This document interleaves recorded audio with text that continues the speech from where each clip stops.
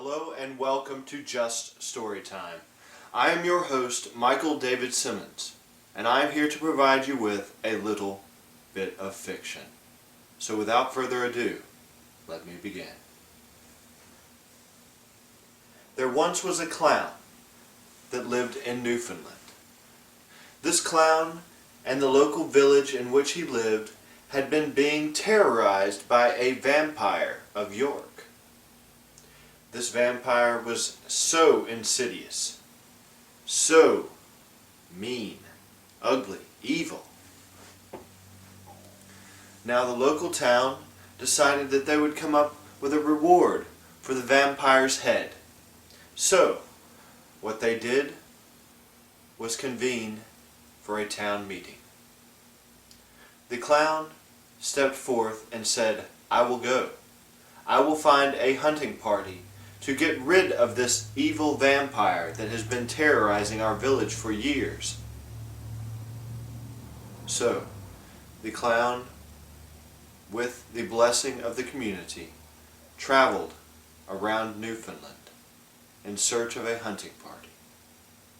First, he came to a church, and he spoke with the local priest, and the priest said, "I will go. I will help you. We will defeat this vampire." Then they traveled onward to a small village in the woods. This village in the woods was full of little people. And one of these little people was one of the most courageous beings to ever walk this earth. This being is called Lily. And Lily was a hunter, a wee little woman. So they got Lily in on the hunting party. They talked and camped and traveled, and for many a day they could not find another person to fill the slot. All of a sudden, while out in the wild wood, in search from town to town of possibly the last member of the hunting party, they came across a wild dog named Brutus. Now Brutus had not a name before Brutus met the hunting party, but they found this animal and loved this animal so dearly they ended up calling the animal Brutus. So the dog named Brutus, Lily the hunting female, what a wee woman she was. The priest and the clown went in search of the hiding place of the vampire of York. They searched far and wide and got tips from all over Newfoundland, but finally came across a gray brick home with a moat full of piranhas. There was a drawbridge to this gray brick home, and they knew that they needed to use it because of the piranha in the moat. If they were to step foot in the moat, they would be eaten alive by these wild fish.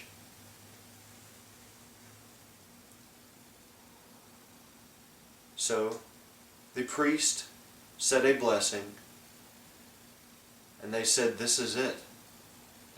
This is it, you all." They all agreed. This is one of the final steps in procuring the vampire's head for the village. Lily had her arrows blessed and shot 2, one for each of the drawbridge's chains to be unlocked. They both struck with magnificent force, and the second allowed for the drawbridge to fall. They could hear what sounded like vampires inside screeching, for it had just become nightfall, and they knew that they were in for it. They crossed the drawbridge quickly, as quick as they could. They entered the gray brick home. They decided that they should search far and wide, but stay together, for if they were to break up, they could be changed into vampires themselves, or even worse, be the food of one of the vampires.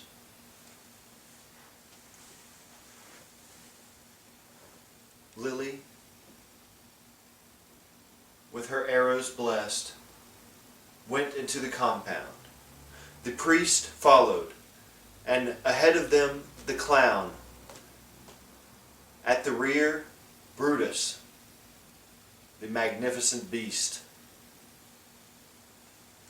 They stepped foot into the compound and decided it would be best if they searched the upper levels first, for they knew there might be more vampires in the lower, dark, cool areas. So, they searched up at the top of the gray brick home. They found 3 vampires, and while there, they killed them. The priest blessed the clown's actions. The clown distracted the vampires with jokes and follies, and Lily struck them with sacred arrows.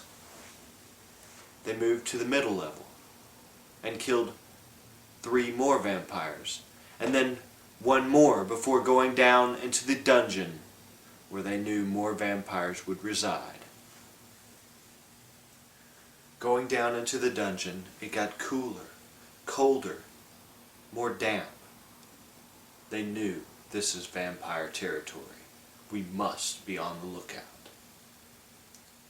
They got down to the lowest level, and all of a sudden, Lily slipped and let forth a noise that echoed throughout the dungeon. They heard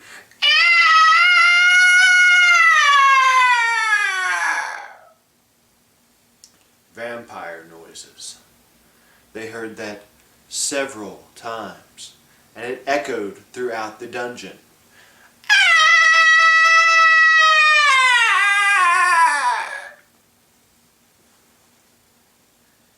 They went from coffin to coffin. The coffins started bursting open, vampires pouring out from all over. And then all of a sudden, the clown knew that his tricks and follies, his gestures and jokes would not do anything to stop the vampires. He grabbed a sword localized upon the wall and got the priest to bless it very quickly and started swinging away, chopping off all sorts of vampire parts. The priest, constantly in prayer, prayed that the Creator protect them. And Lily let forth many arrows. This hunter, with strength, fortitude, and perseverance like Orion himself, Lily the hunter, could be the most prized of the expedition. Her wonderful, great, and miraculous arrow-flinging power destroyed many, many vampires. More than the other 2 men, and more than Brutus the dog. They made their way to the centermost, lowest part of the gray brick home. When they got there, the casket flung open, for this vampire was very, very, very old, and he knew that these people amongst him were enemies.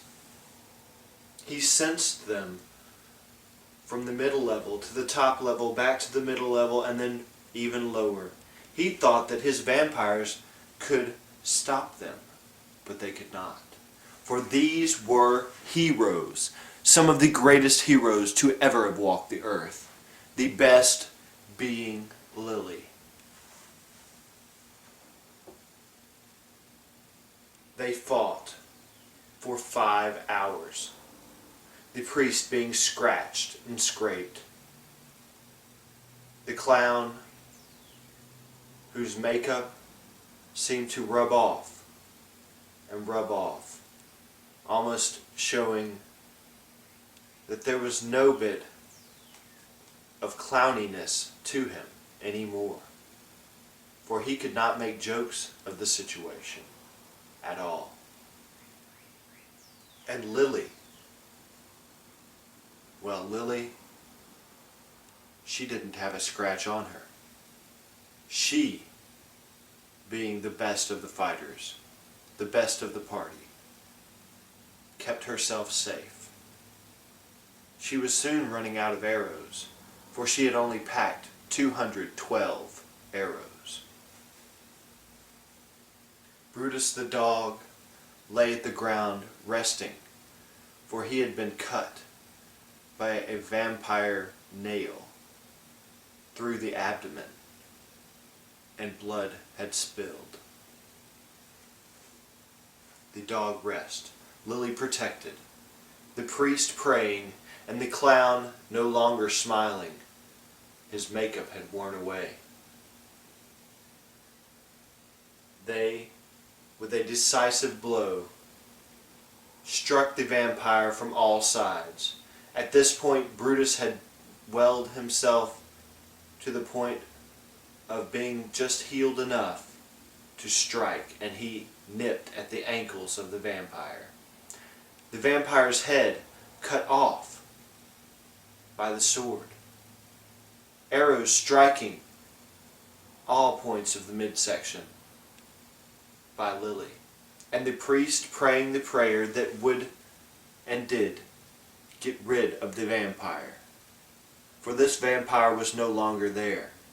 It had disappeared into thin air, except for the head. They had defeated the vampire of York.